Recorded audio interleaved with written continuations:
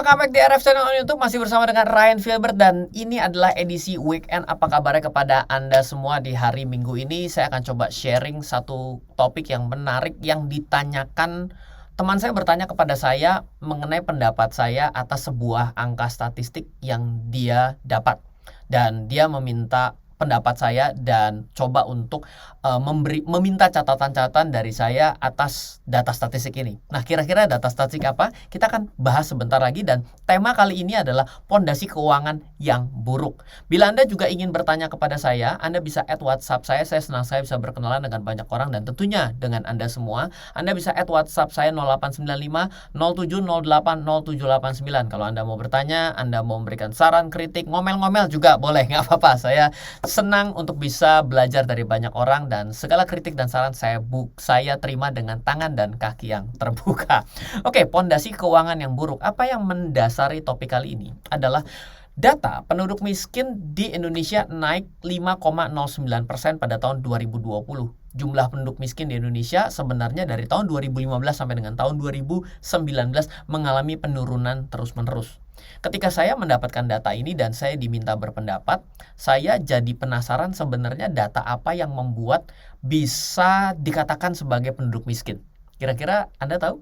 Nah, oleh karena itu data ini diambil daripada BPS, maka kita harus coba cari tahu dulu. Ternyata adalah ada yang disebut dengan garis kemiskinan. BPS menggunakan konsep kemampuan memenuhi kebutuhan dasar. Dengan pendekatan ini, kemiskinan dipandang sebagai ketidakmampuan dari sisi ekonomi untuk memenuhi kebutuhan dasar makan, dan bukan makan yang diukur dari sisi pengeluaran. Jadi bukan dari pendapatan tapi dari keluarnya. Jadi penduduk miskin adalah penduduk yang memiliki rata-rata pengeluaran per kapita per bulan di bawah garis kemiskinan. Seperti itu. Jadi dia akan hitung untuk satu rumah. Kira-kira seperti itu ya, sumbernya BPS. Nah, ternyata berapa nilainya jika rata-rata satu rumah tangga miskin di Indonesia memiliki 4 hingga 5 anggota keluarga, maka jika dikalikan dengan 440.000, hasil garis kemiskinan rata-rata secara nasional menjadi 2 juta.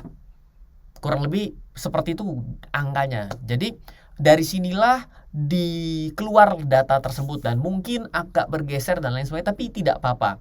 Yang jelas kita bisa mengambil suatu snapshot dulu. Ketika membaca suatu data statistik, kita coba cari tahu dan membayangkan nominal yang dimaksud.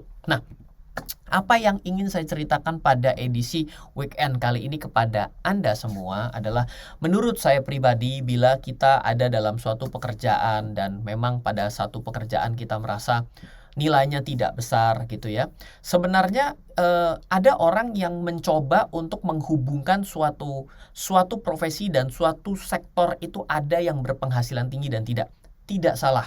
Itu benar. Namun sebenarnya dalam setiap sektor pasti menurut saya ada rantainya. Kalau dari saya, yang menjadi kunci bukan Anda bekerja di sektor apa. Contoh, ada sebuah pendapat yang ada di sekitar keluarga saya yang mengatakan profesi guru memiliki penghasilan yang kecil. Jangan jadi guru. Wah, saya guru, ikut tersinggung, nggak apa-apa.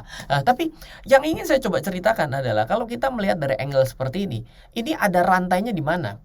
Kalau kita sama-sama bukan di gurunya tapi adalah di sektor pendidikannya, ketika Anda bicara yang mana yang akan lebih tinggi, pendapatan dari guru atau dari kepala sekolah, tentunya jelas karena memiliki tanggung jawab yang lebih akan memiliki nilai yang lebih. Ada juga yang terjadi adalah, coba hitung-hitungan ya, saya juga dulu pernah menjadi guru les gitu ya. Itu kalau kita jadi guru les, itu nilainya lebih tinggi lagi, apalagi private dan apalagi dibayar jam-jaman, makin senior makin mahal. Jadi pada akhirnya sebenarnya profesi apapun akan ada levelnya, akan ada rantainya. Oleh karena itulah, bila Anda berada di dalam satu tempat, Anda suka dengan usaha yang Anda jalankan, Anda suka atas pekerjaan itu, menurut saya itu sudah satu hal yang nilai tambah, yang bagus untuk Anda. Ada orang yang bekerja karena bayarannya. Ada orang yang bekerja karena kesukaannya. Yang mana yang benar saya tidak tahu. Saya lebih suka bekerja sesuai dengan yang saya sukai. Sehingga kalau saya dapat uang atas apa yang saya sukai, saya merasa bahwa kok saya sudah senang, saya dibayar pula.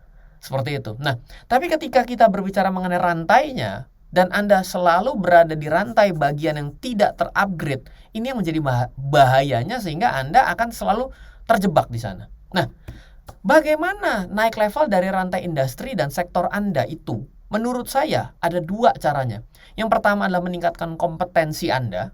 Ya, kalau misalnya di suatu tempat Anda tidak dihargai, jangan khawatir, tempat lain akan menghargai Anda. Yang kedua adalah Anda berteman dengan orang yang tepat. Kalau setiap hari Anda dekat dengan orang yang jualan parfum, jadi wangi. Kalau Anda setiap hari berdekatan dengan pencuri, Anda walaupun nggak ikutan curi, tapi Anda jadi ahli teori mencuri. Sehingga ketika kita untuk menaikkan diri kita sendiri, sebenarnya adalah dengan cara menambah kemampuan kita, sehingga pada akhirnya kita bisa meningkat. Contoh, tadinya adalah staff berubah menjadi supervisor. Kenapa ada yang bisa jadi supervisor dan tidak? Karena kompetensi. Dan juga kadang berteman dengan orang yang tepat. Karena apa? Karena ada orang yang bagus tapi tidak pernah muncul di permukaan karena dia tidak mempresentasikan dirinya bahwa dia capable. Betul nggak? Jadi ketika Anda terjebak pada suatu pendapatan yang mungkin Anda tidak suka, bagaimana cara meningkatkannya adalah ya seperti ini. Kita sadar dulu kita berada di rantainya. Masalah dia ada yang lebih tinggi atau tidak. Oke, saya akui ada sektor-sektor semakin tinggi risiko akan semakin tinggi apa yang didapat. Jelas gitu ya. Agen properti sama bandar narkoba ya sama-sama agent gitu ya. Tapi iya jelas risikonya kan itu juga melanggar hukum gitu ya. Jadi kita pasti tahu itu ada risiko-risiko yang tercantum pada setiap profesi tersebut. Dan itu akan meningkatkan pendapatan, potensi pendapatan yang ada. Namun, sekarang yang kita bicarakan adalah kalau Anda bertahan di dalam sektor Anda, di dalam industri Anda, apa yang harus dilakukan? Menurut saya adalah berbicara mengenai kompetensi. Dan bagaimana caranya Anda dikenal bahwa Anda memiliki kompetensi tersebut. Betul dong?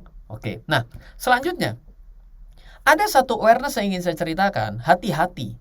Bagi orang yang memiliki pendapatan besar pun, sebenarnya dia bisa tetap tergolong miskin. Kalau yang tadi secara rata-rata kelihatan di permukaan, ini yang tidak kelihatan di permukaan padahal dia miskin.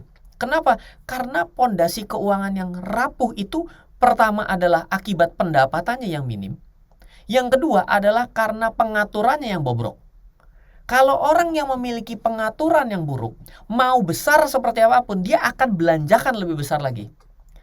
Jadi ada dua nih, ada yang pendapatannya besar, belanjanya lebih besar lagi, ada yang kecil tapi pendapatannya kecil, pengeluarannya besar.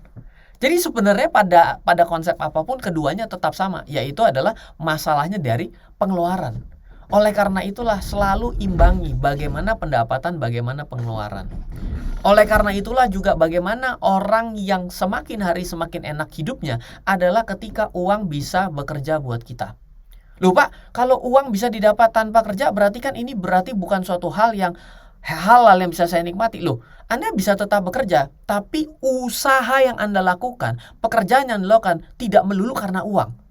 Akhirnya Anda juga jadi materialistis toh, bener nggak? Nah, jadi ada orang yang dalam satu posisi bermasalah karena pendapatannya kecil. Mari berpikir bagaimana caranya Anda bisa meningkatkan. Yang kedua, ada orang yang pendapatannya sudah cukup, tapi sebenarnya dia selalu kurang. Orang serakah, yes betul, oke benar. Tidak ada kata puas, enggak salah. Tapi ketika pondasi keuangannya jelek, pengaturannya jelek, tidak bisa membedakan pendapatan dan pengeluaran, berapa besar dan berapa kecil mereka diadu dua-duanya, itu tetap juga tergolong miskin menurut saya. Konsep keluar dari keadaan yang tidak menentu. Nah ini dia, terakhir. Saya ingin ceritakan dalam kondisi kembali lagi kita ini COVID-nya naik lagi dan nanti saya pengen bikin sekali konten mengenai bagaimana menganalisa teknikal grafik COVID gitu. Tapi nantilah kita belakangan dulu. Tapi saya karena ini pertanyaan dari teman saya wajib saya jawab karena dia minta dalam bentuk video, saya jawab juga dengan video ini. Konsep keluar dari keadaan yang tidak menentu adalah dengan berani mengambil ketentuan, berani mengambil keputusan. Ada satu kejadian yang sangat menarik karena ini pada saat COVID. Ada satu perusahaan dalam jasa traveling, dalam jasa transportasi dan berhubungan dengan tour and travel. Perusahaannya itu stay, diam saja. Dari awal COVID dan sebelum COVID dia sudah stay terus. Dan saya bertanya pertama kali gitu ya ketika saya kenal gitu, saya tanya, mau sampai kapan ini diam? Ini akan selesai, ini akan selesai, ini akan selesai. Dan gak selesai-selesai dan COVID-nya tambah rusuh hari ini di Indonesia. Dan akhirnya apa? Selesai juga tuh perusahaannya. Kenapa? Karena akan drawdown terus, akan keluar uang terus. Kita tidak akan pernah bisa berpikir bahwa keadaan membaik. Tapi pikirlah bagaimana kalau keadaan tidak pernah membaik. Apa yang akan Anda lakukan? Anda akan stay dalam kondisi itu atau Anda mau berubah? Salah satu cara terbaik untuk bisa keluar dari badai adalah bukan diam. Bukan diam di tengah badai, lebih parah lagi, tapi adalah tetap berjalan sampai badainya Anda lewati. Jadi Anda keluar dari keadaan dengan berani mengambil suatu ketentuan. Oke, saya akan begini. Oke, saya akan begitu. Sehingga apapun yang terjadi, Anda pada akhirnya do something, bukan do nothing. Ya, ini adalah suatu, kadang nggak selalu kata-kata berbicara mengenai angka, namun kadang-kadang prinsip-prinsip dasar keuangan itu tidak selalu harus bisa dijawab dengan angka, tapi dijawab dengan mindset. Semoga pada video kali ini buat Anda yang dalam kondisi keuangan yang tidak baik, saya selalu mendoakan agar Anda semakin baik dan belajarlah hal-hal yang berhubungan dengan bagaimana caranya uang bekerja untuk Anda. Ya, salah satunya investment, salah satunya bisnis yang sudah jalan tanpa Anda perlu kendalikan, Anda cuma nonton-nonton doang. Ya, itu lakukanlah, pikirkanlah. Sesuatu yang kita katakan tidak ada, maka tidak akan pernah ada. Tapi ketika kita katakan ada, maka ketika kita cari jalannya, maka akan ada. Seperti itu. Oke, thank you semuanya. Happy weekend dari saya Ryan Filbert. Salam investasi untuk Indonesia. Halo, terima kasih sudah menyaksikan video di RF Channel on YouTube.